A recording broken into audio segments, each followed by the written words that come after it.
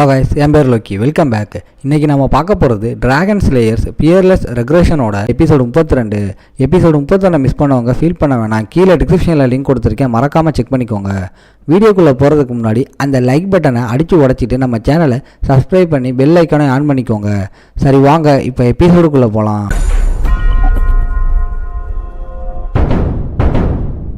எபிசோட ஸ்டார்டிங்லேயே வல்ஹல்லா ஹிஸ்ட்ரியிலேயே ரொம்ப சின்ன வயசில் என்ட்ரியான சீக் ட்ராக்கர் இங்கே வந்திருக்காருன்னு ஸ்டூடெண்ட்ஸ் ஆச்சரியமாக பேசுறத டியாகோ கேட்குறான். தான் கூட வரவன் ஹவுஸ் ட்ராக்கரை சேர்ந்தவன்னு தெரிஞ்சதும் டியாகோவுக்கு செம்ம ஷாக்கு. தன்னோட க்ளவுவில் இருக்கிற கிறிஸ்டை நம்மாலே காட்டுறான். இவ்வளோ வெளிப்படையாக இருக்கிறத எப்படி தான் மிஸ் பண்ணாமனு டியாகோ ஃபீல் பண்ணுறான். பியூர் பிளட் அவக்கனஸ் க்ளவுன்னு நம்மளால சொன்னதும் அதுக்கு என்ன அர்த்தம்னு தெரிஞ்சு டியாகோ இன்னும் ஷாக் ஆகுறான். நீ ஏதோ ஸ்டைலுக்காக இந்த க்ளவுஸை போட்டிருக்கேன்னு நினச்சேன், இது டைரக்ட் பெட்லைனை குறிக்கும்னு எனக்கு தெரியாதுன்னு ஒத்துக்கிறான். ஒரு வல்ஹல்லா கெடட்டுக்கு இந்த பேசிக் நாலேஜ் கூட இல்லையான்னு நம்மால அவனை கலாய்க்கிறான். நம்ம டென்ஷனான டியாகோ எதையோ சொல்லி சமாளிக்க ட்ரை பண்ணுறான். அவனோட இந்த ரியாக்ஷனை பார்த்து நம்மளால கொஞ்சம் ரிலாக்ஸ் ஆகுறான். ஆனால் சைலண்ட் ஆகிறதுக்கு பதிலாக டியாகோ இன்னும் ஓவர் எக்ஸைட்டட் ஆகி, நீ இவ்வளவு சீன் போடுறது இப்போதான் எனக்கு புரியுதுன்னு சொல்கிறான்.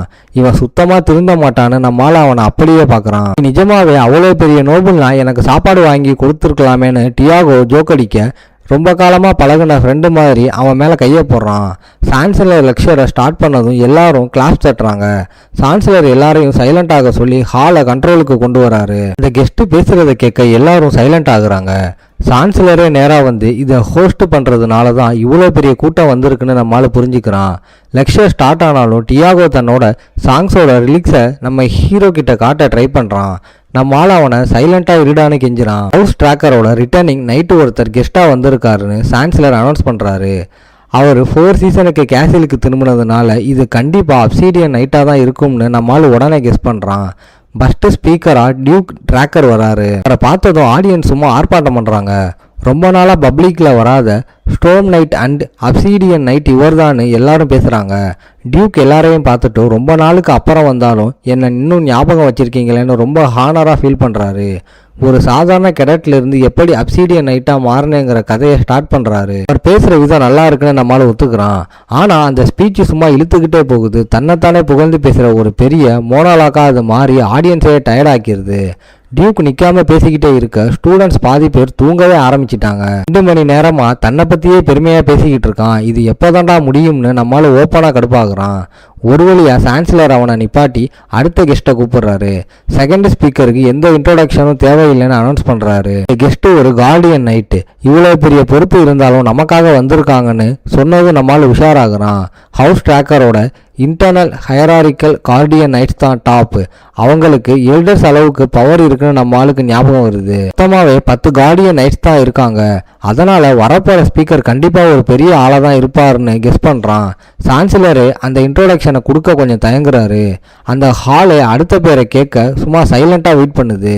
அப்போ ஒரு சில்வர் ஹேர் லேடி முன்னாடி வராங்க. அவங்க என்ட்ரியான உடனே அந்த இடத்தோட அட்மாஸ்பியரே சும்மா கெத்தாக மாறுது. நம்மளால் அவங்கள உத்து பார்க்குறான். ஏதோ பழகுன முகம் மாதிரி இருக்கேன்னு ஃபீல் ஆகுது. ஆனால் யாருன்னு சரியாக தெரியல. Silver hair, white full body ஆர்மர்லாம் இருக்கு. இருந்தாலும் நம்ம ஆளால் ஐடென்டிஃபை பண்ண முடியல. லெஜெண்டரி சில்வர் நைட்டை நேரில் பார்க்குறத நினச்சி ஸ்டூடெண்ட்ஸ் எல்லாருமே செம்ம த்ரில் ஆகுறாங்க. அந்த சில்வர் நைட்டுங்கிற டைட்டிலை கேட்டதும் நம்ம ஆளுக்கு சடனாக ஒரு ஞாபகம் வருது. உண்மை புரிஞ்சதும் நம்ம ஆளுக்கு செம ஷாக் ஆயிடுது. அவங்க வேற யாரும் இல்லை, ஹவுஸ் ட்ராக்கரோட டிரெக்ட் லைனில் வந்த முதல் வாரிசு கார்லி ட்ராக்கர் தான் இப்போ புரிஞ்சுக்கிறான். அவங்க ஸ்பீச்சை ஸ்டார்ட் பண்ணுறாங்க. சென்ட்ரல் கான்டினென்ட்டோட பெரிய போர்டு சிட்டியான எசன், அதோட ட்ரேடு பொசிஷன் பற்றி ஹிஸ்ட்ரியை எக்ஸ்பிளைன் பண்ணுறாங்க. பல வருஷத்துக்கு முன்னாடி எசன் ஒரு சவுத்தன் பைரட்ஸோட லாலஸ் சென்டராக இருந்துச்சுன்னு சொல்கிறாங்க. கார்லி ஹவுஸ் ட்ராக்கரோட அஃபிஷியல் நைட் ஆனதும் எல்லாமே மாறிடுச்சு. அந்த பைரட்ஸே மொத்தமாக அழிக்க ஸ்டார்ட் பண்ணாங்க.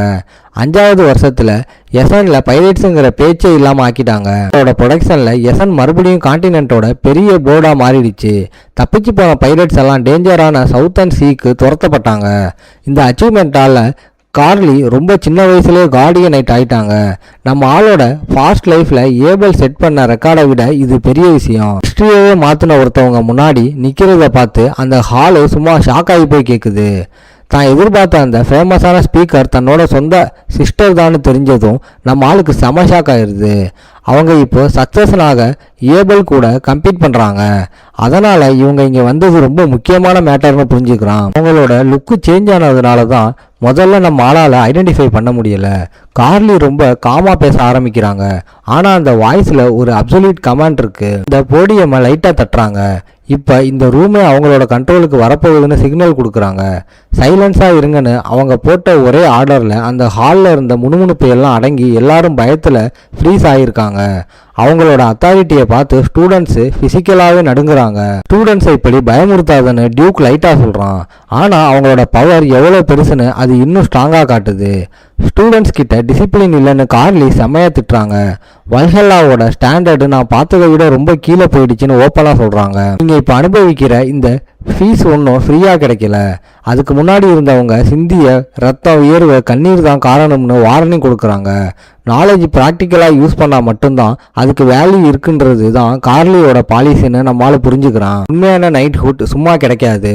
அது மொரட்டு ட்ரைனிங், டிசிப்ளின், அப்புறம் ஸ்ட்ரிக்டான பிரின்சிபல்ஸ் வேணும்னு கார்லி ரொம்ப ஸ்ட்ராங்காக சொல்கிறாங்க. லெக்சர் முடிஞ்சதும் அவங்க ரொம்ப ஸ்ட்ரிக்டாக இருக்காங்கன்னு கெடட்ஸ் எல்லாம் கம்ப்ளைண்ட் பண்ணுறாங்க. யாருக்கும் அவங்க சொன்ன அட்வைஸ் பிடிக்கலனாலும் அது உண்மையாகவே கரெக்ட் தானே நம்மளால ஒத்துக்கிறான். அவங்கள பற்றி யோசிச்சுக்கிட்டு இருக்கும்போது டியாகோவை மனசுக்குள்ளே திட்டிட்டு கிளம்ப ரெடி ஆகுறான். ஆனால் நம்ம ஆளோட ஃப்ரெண்டு டியாகோ அவனோட மியூசிக் பைத்தியத்தில் நம்ம ஆளை தனியாக விட்டுட்டு ஓடுறான். டர்க்கினோட சீக்ரெட் லைப்ரரியை தேடுறதுக்கு இது செம்ம சான்ஸ்னு நம்மளால பிளான் பண்ணுறான். புதுசாக ஆளுங்களை தேடுற மாதிரி சீன் போட்டுட்டு லைப்ரரியை எங்கே இருந்து தேட ஸ்டார்ட் பண்ணலாம்னு யோசிக்கிறான்.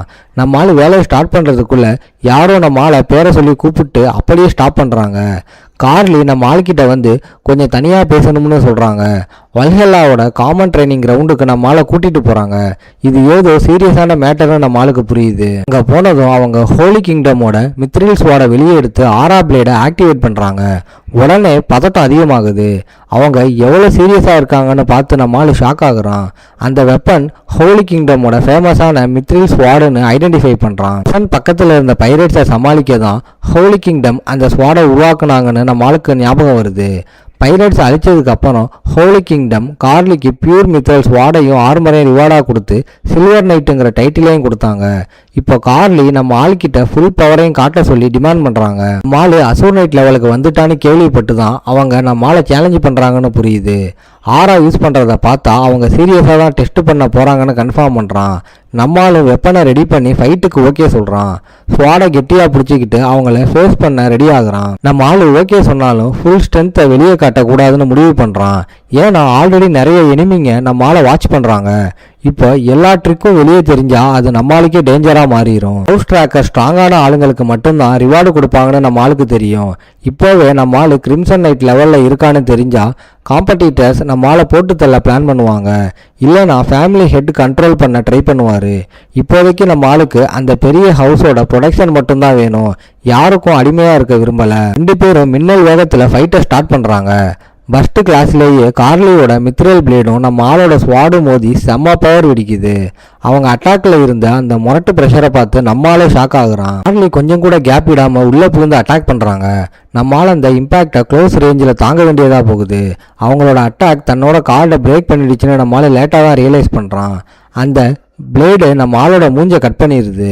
அந்த செகண்டில் அந்த இன்ஜுரி அப்படியே வெளியே தெரிகிற மாதிரி தன்னோட ஹீலிங் ஃபேக்டரை டிசபிள் பண்ண சிஸ்டம் கிட்ட சீக்கிரட்டாக ஆர்டர் போடுறான். ஏன்னா கார்லி மாதிரி ஒரு கார்டியன் நைட்டுக்கு முன்னாடி அன்நேச்சுரல் ரீஜெனரேஷன் நடந்தால் ஈஸியாக கண்டுபிடிச்சிடுவாங்க.